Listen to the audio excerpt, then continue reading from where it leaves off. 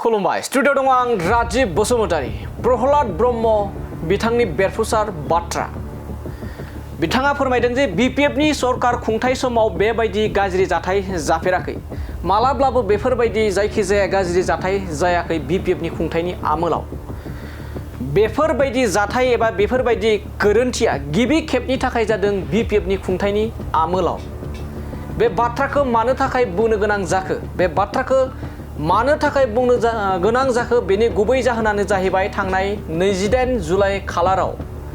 रायमना national पार्कनि सिङाव थानाय आथियाबारि रेन्जआव फुंखा बसुमतारी मुंनि सासे बन लायनो थांनाय सुबुंखौ नायगार इनकाउन्टार खालामनायनि सायाव जा जाथाय बे गोरोन्थिखौ लानानै बाथ्रा बुंदों जे बिपिएफनि बेफोरबायदि खुंथाय समाव मालाब्लाबो बेफोरबायदि गोरोन्थि जाफेराखै आरो बेफोरबायदि गोरोन्थि खामानि मावफेराखै बेनो गिबि खेब बिपिएफनि खुंथायनि समाव बेफोरबायदि बाथ्रा बुंदों बेखायनो फुंखा बसुमतारी बिथांनो जास्टिस होनो थाखाय मोनफ्रोमबो बर' हारिनि दैदेनगिरि आरो बर' हारिनि आफादफोरा आबोफोरा गुबुन गुबुन दोलोफोरा फैनानै जास्टिस होनो थाखाय ओंखारबोनांगौ होननानै बाथ्रा बुंदों प्रहलाद ब्रह्म बिथाङा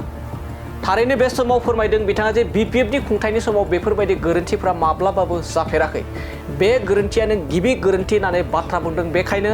जास्टिस मोननो थाखाय फुंखा बसुमतारी बिथांनि न'खरनि जा जास्टिस बे जास्टिसखौ मोननो थाखाय मोनफ्रोमबो दोलो आफादफोरा ओंखारबोनांगौ होननानै बाथ्रा बुंदों दानिया फैदो बिदिब्ला बिपिएफनि खुंथायनि समाव बेफोरबायदि जे गोरोन्थि जाफेराखै आरो बेनो गिबि गोरोन्थि होननानै माबायदि बाथ्रा बुंदों जों प्रहलाद ब्रह्म बिथांनिफ्राय जों आबुङै खोनासंना लादोनि दा बे राजखान्थियाथ' बेखौनो खालामखागोन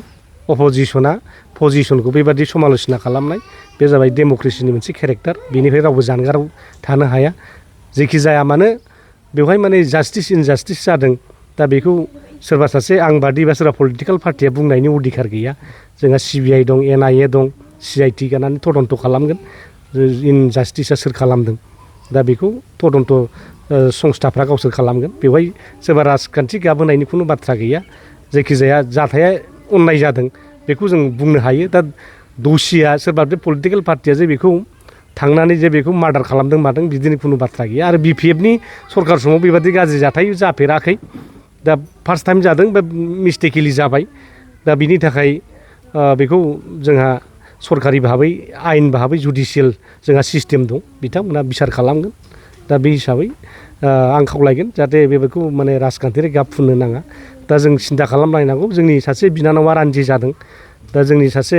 उन्दै गथ'सा दिनै मावरिया जाबाय बिथांमोननि जिउआ जाहाथे इयुनाव गोजों जालाङो बिनि थाखाय जों जास्टिस नागिरनो जों गासिबो राजनितिक दलफ्रा जेसेबां जातीय संगठनफोर दं थुनलाइयारि आफाद हारिमु आफाद आबोब जेसेबांखि दं जों ज' जानानै बिथांमोननो जास्टिस होनो थाखाय जों दा नाजालायनांगौ